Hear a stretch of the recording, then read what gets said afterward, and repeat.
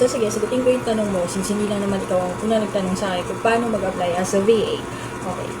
To apply as a VA, if you already have work experience in admin tasks, customer service, research, and data entry, then congratulations, meron ka ng basic skills to being a VA. First, if you want to start your career as a VA or as a freelancer, you have to create your profile, detailed but professional. It has to be direct, clear, and dapat yung tasks mo nandun, detailed. Pero wag naman parang sulat, wag naman parang ano agad yun, malulula na or ma-overwhelm na si client pag binasa niya yung profile mo. It has to be detailed, it has to be professional. Second, highlight your experience. Highlight your experience in admin tasks, customer service, data entry, and research. Because why? Like what I said a while ago, those 4 skills are really what is being looked onto sa isang VA or sa isang sa isang VA.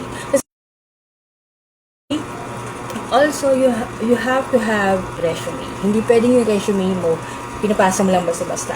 Dapat updated yan. Huwag ka magpapasa ng resume na yung pinaka-latest mong trabaho, wala pang end date.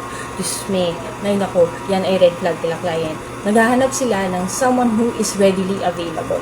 As much as possible, kung mag-a-apply ka, make sure that you can start immediately or ASAP. Because kaya sila nag-hire is to fill that position immediately. If you're gonna make them wait, then sorry na lang, wala na. Okay?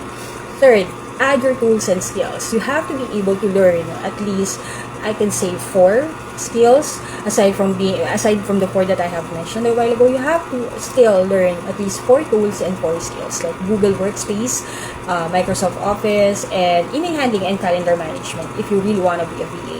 Why? Because those 4 skills and platforms and tools madalas yung ginagamit talaga. Also learn working with Monday.com, and right now in high demand ang Go High Level. If you can already avail or afford yung mga training sa Go High Level, go ahead, because that is really one hell of a skill na pwede mong ibenta sa mga client. Okay? Fourth, submit proposals. Okay? You have to learn how to submit proposals. Huwag kang mag-submit ng proposal ng basta-basta. You have to make sure that you read the job post and understood it. Ito yung isa sa mga dahilan kung bakit hindi kayo na-hire or may hindi na-hire as a VA. Bakit? Kasi naka-post na yung job, nasa job post na kung paano kayo mag-a-apply. Nagtatanong pa rin kayo sa comment section how to apply, or naglalagay pa rin kayo sa comment section na interested and something like that. When at the bottom of the job post, nandun na nakalagay, email, if interested, email me, send message, or complete this form. Nandun na. You just have to read the job post and follow the direction. Yun ang nagiging downfall talaga ng karamihan sa mga applicants. Why? Kasi hindi nagbabasa at hindi iniintindi kung ano yung binabasa. Ang binabasa lang is hanggang doon lang sa job requirements or hanggang doon lang sa job description. Pag feeling nila fit sila doon sa job description, tapos na magko-comment na lang sila. They'll just wait for the recruiter to PM them or to message them, which is like 75 to 95%. It's not gonna happen.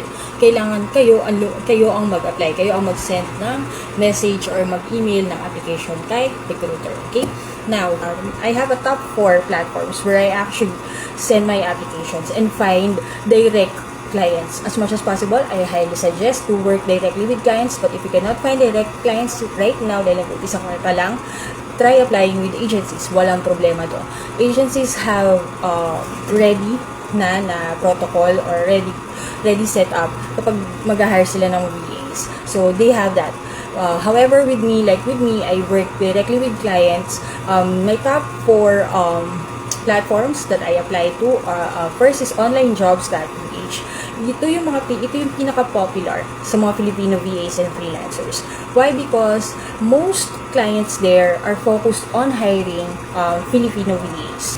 Second is Upwork, global marketplace for freelancers and VAs. It offers project-based and long-term contracts. So sometimes, like for me, I was able to be hired directly by Upwork, and I can say that they are very reliable and secured yung payment nila.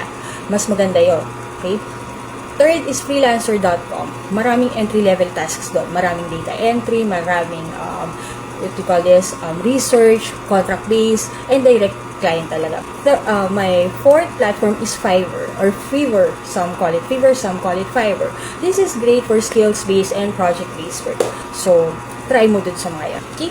So, I hope this helps and kita-kita tayo next time. Bye-bye!